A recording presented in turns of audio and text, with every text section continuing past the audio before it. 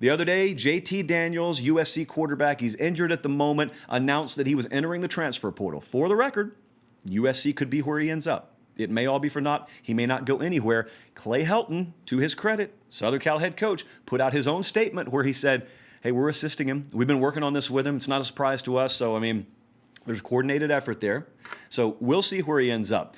I was on a lot of websites yesterday. I was reading some stuff from Tennessee, stuff from LSU, just trying to get a gauge. I know what I've heard, but I want to know what other people have heard about where JT Daniels could end up, because this is a former 5-star caliber quarterback. This is a really, really big deal. I think a lot of folks have not evolved enough on the way that they think about transfers. I'll finish with that. But first, I want to read you some of Wes Rucker's work from over at Vols247.com.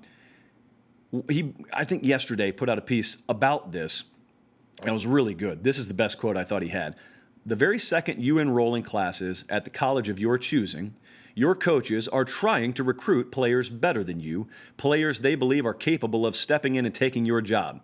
Don't take it personal. It's just business. If they're not recruiting players capable of stepping in and taking your job, someone is going to step in and take their job. That is beautifully put. If your coaches are not consistently trying to find players better than you, then the administration is eventually going to find a coach better than them.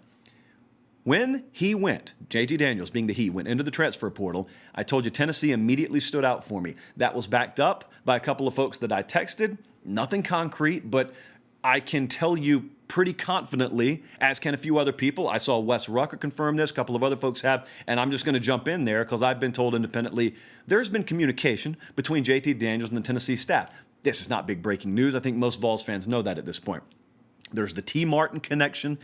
Jim Chaney, really good with quarterback, so there's a good enough reputation to sell him on there. You get to play in the SEC. That's a good selling point for a lot of kids. How about the list of why nots, though? Because this is really what was laughable to me the other day. As soon as I suggested it, as soon as a lot of other people have suggested, hey, maybe Tennessee for JT Daniels, there have been people that have offered the following in pushback. Now, I want you to just follow along with me here. The first thing, and this I find truly laughable, I had some Tennessee fans tell me, we already got too many quarterbacks. There's no such thing.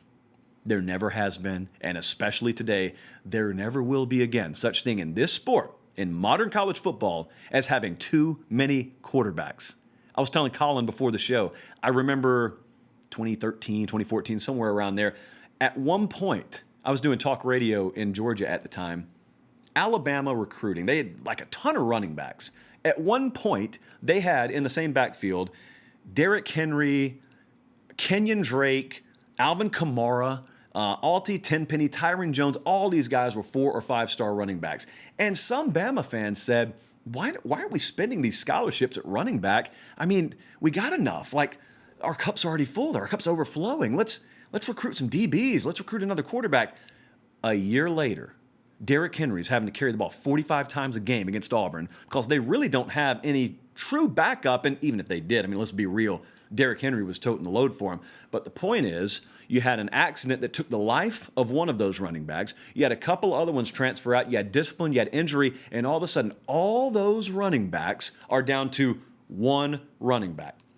And nowhere to be found was the group a year earlier that was saying, oh, we got too many running backs. If it can happen at running back, trust me, it can and will happen at quarterback. There are a few truths in this world. I can tell you right now, every quarterback that's on Tennessee's roster right now will not be there this time next year. I know one of them's going to graduate, I think, but you get my point. Anytime you have a chance to take a talent like this, you take that talent. Here's part B of the pushback that I got. Good luck going 7-5 every year. This is from the group that would suggest to the individual, being the player here, you're going to go there, and they're always going to get the same results, even if you were there, as they had been getting prior to you being there. Okay, if you understand anything about an alpha type A personality, which you hope he has, otherwise it's not worth really wasting a whole lot of time on him. So let's assume that's the kind of guy JT Daniels is. Let's assume that he is a supreme competitor. Competitors just laugh at that. And competitors dismiss you like a gnat on their shoulder.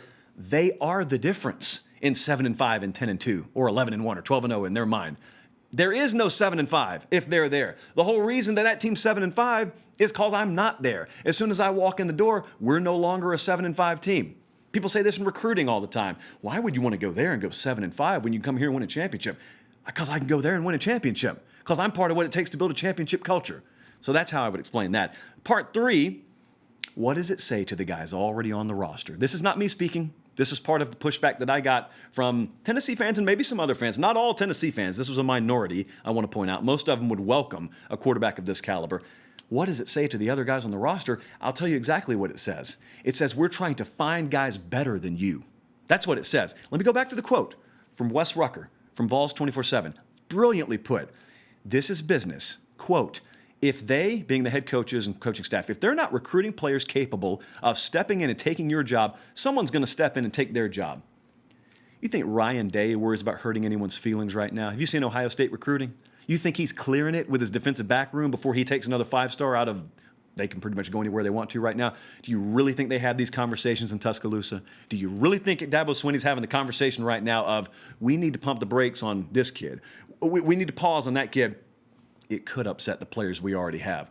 No, they don't have those conversations there, nor do they need to be having those conversations in Knoxville. Now, some people, I don't think have evolved the way that they think about transfers enough. In college football today versus 1995, 1975, it's just a totally different world. It is still rapidly evolving. Recall, if you will, with me, Oklahoma very recently.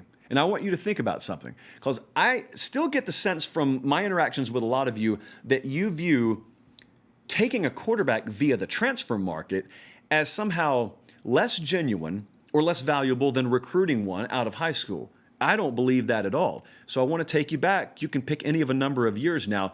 Oklahoma last year, was there an asterisk next to their name as they went into Atlanta? Now, they got beat down, but they won the Big 12, and they were in the college football playoff with Jalen Hurts. Did they make them fill out any special paperwork for getting a quarterback off the transfer market? What about Baker Mayfield? Does anyone recall Baker Mayfield signing with Oklahoma out of high school? Of course you don't. He didn't. You ever heard of Kyler Murray? You remember his long extended recruitment and then signing with Oklahoma on National Signing Day? Of course you don't, because he didn't. They, being Oklahoma, got all those cats off the transfer market. They've perfected the art. In fact, they let you take your lumps on someone else's roster, and then they say, okay, are you ready? You are, okay, come on. And then they win with basically the best of the best on the transfer market. I don't know why Tennessee couldn't do the same thing. Harrison Bailey may be a future stud. I have full confidence in him. I don't care if you actually have Joe Burrow descend from the pro draft back to college and put on a Vols uniform. You go find the best talent that you can, and you stack it on your roster, and then you let the chips fall where they may. That's how you put together a championship caliber roster. If you're worried about feelings of players already in the room, if you're worried about having too many kids at a position, if you're worried about anything other than putting the best of the best in Knoxville, Tennessee, and then taking the field with them, you're 7-5. You're 8-4. There's a lot of room for average in this sport. I don't think they're paying Jeremy Pruitt and that coaching staff what they're paying them to go 7-5 or 8-4. Average has been the standard of the day long enough in Knoxville. It's time to ascend to the next level, and it's time to challenge Georgia instead of going toe-to-toe with Kentucky or Vanderbilt. That's what it's time to do. We'll see if they actually do that.